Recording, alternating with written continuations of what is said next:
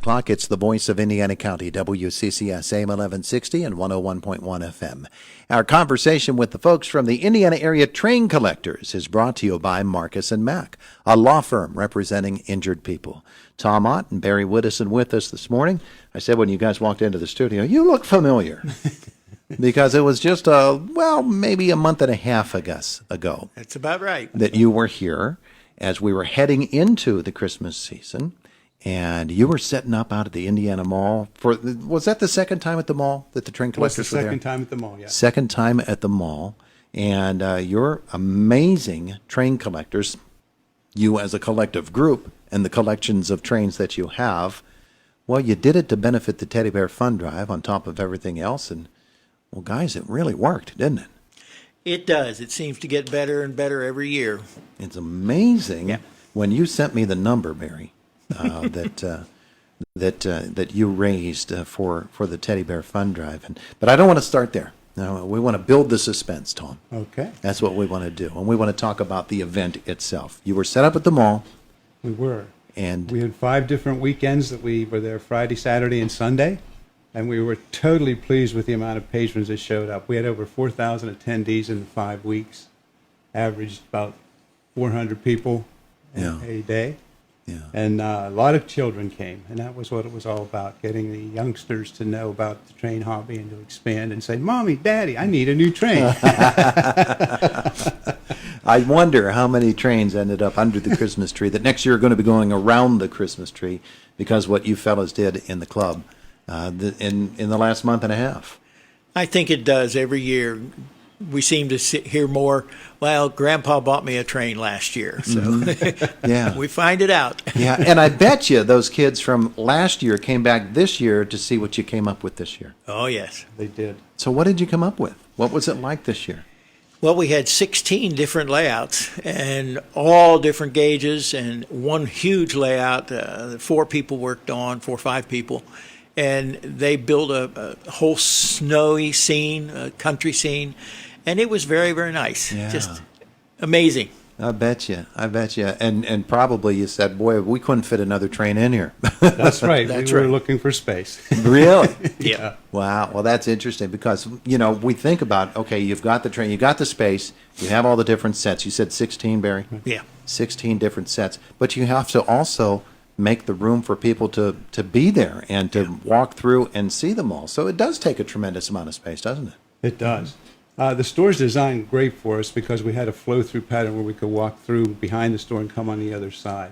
So it really was a great place to be. And Sherry and her staff, we thank them for choosing a good store for us. Oh, yeah, they did. That's a pretty smart move. It really is. So what surprised you about the show this year? Were there surprise? Because I know when you can surprise somebody who does it like you guys do, your own members of the same club, that you've really done something good.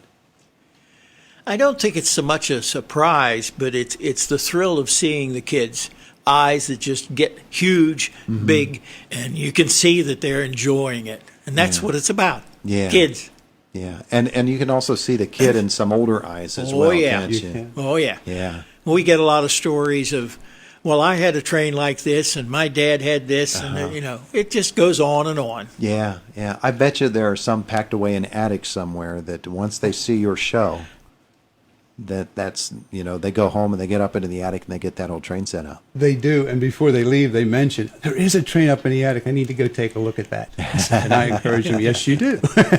Yeah, and one of the great things I think about model railroading is the idea that it passes from generation to generation, not just as a hobby, but the actual train sets eventually will pass down to the next generation.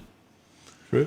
A lot of them do. Yeah, yeah. That guy Barry Widdowson is here. Is that guy to your right, Barry? Does he do trains? No, not a lot. No. Josh isn't a train guy. No. I like running them. I don't have patience to build them.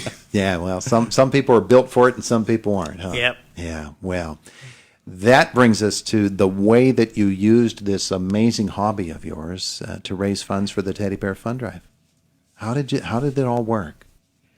Well, we had a large jug, and it was fun to see the parents pick the little kids up, and they'd put in a dollar yeah. into the pot each time, and it was a lot of fun. Yeah. But the pot just kept getting fuller, fuller, fuller, and so we were very happy. Oh, that's terrific. That's And terrific. Tom, you want to tell them how much it was? Okay, Todd, we're proud to present $1,865. 1,865. There's a dollar on top of that, Tom. Explain this. Yes, there is. Interesting. We all counted the money 3 or 4 times. Everything was all right. The bank counted it and said, "You have another dollar there." So I added a dollar. Well, there you go. There you go. There's the check, I should say, from the Indiana Area Train Collectors, $1,864, and then a buck. Plus a dollar. Plus a That's dollar. right. Plus a buck. That is such a wonderful thing that you've done for the Teddy Bear Fund Drive, and I don't even have to ask, but I will. You going to do it again next year? Oh, We yeah. are. Yeah. We are. Sherry's going to find us a store, maybe the same one, but she's booking us already. So we're ready to go for next year. It'll be our 5th year. 5 years. Putting this out. Yeah. Wow, that's amazing. I know you used to be at the church across the street, correct? That was the Model Train Club. Oh, that was the in Model town. Train Club. Yeah, Okay. yeah. All right. Yeah. So you guys have, you've certainly done the job here for the Teddy Bear Fund Drive in an amazing way. So what happens for the rest of the year? Obviously, you don't just sit there and say, "I can't wait for next year to come." You probably do things, don't you? We do things. So several of our members already thought of some new ideas on what they want to do.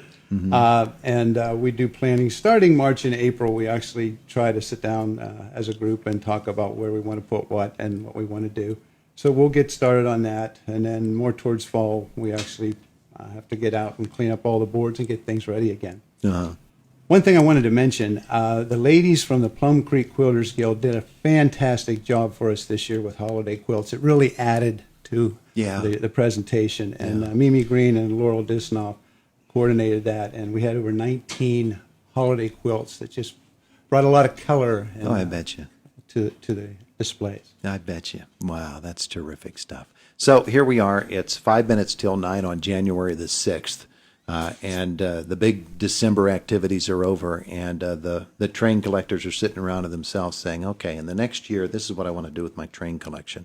I want to sell this one, or I want to buy this one. There's my dream train that I've been after." Tom, what is it for you? What's the big dream for you with your train collection in 2020? Well, obviously, it's always to expand a little bit and change out variety. But one of the things we're working on is to repair some of the engines that we put a little mileage on. Oh, yeah? Some of them get a little tired after running for 72 hours. I bet you. Most of the post-war engines, the way they're built, are good for about 45 minutes, then they get warm. So you got to give them a little bit of a break and some maintenance to do. But we talked, Pastor Walt, one of our guys that comes up with a lot of ideas, he already has a display. He told me, "Save me a 6 by 6 foot space, and I'll tell you more about it later." So we're getting excited about what's going to happen next year. If it's the Pastor Walt that I'm thinking of, yeah, he's got some good ideas. And I bet you he wears the costume too, doesn't he? Oh, absolutely. About 4 or 5 different ones. He dresses the part. He sure does. That's the Pastor Walt I'm thinking of. Great addition to our club. Barry, what about you in this year? Anything you're doing train-wise? Well, I just continually work on mine at home, and like Tom says, you do have to do some repairs all the time. So that's what's coming up. And there are train shows that come up. Oh, There's yeah? one coming up in January, the 11th and 12th in Pittsburgh. So we'll go to that, and then there's other ones, and we just travel around. I bet you that's a lot of fun. Yep. That sounds like a lot of fun. Well, gentlemen, you've done it again this year. The Indiana Area Train Collectors with a gift of $1,865 to the Teddy Bear Fund Drive. You have our thanks, our undying gratitude for your dedication to this fund drive and to your hobby as well, to your craft in the Indiana Area Train Collectors. Thanks so much. Thank you. Thank you for having us It is our pleasure indeed. and for doing what you do. It's the voice of Indiana County, WCCS.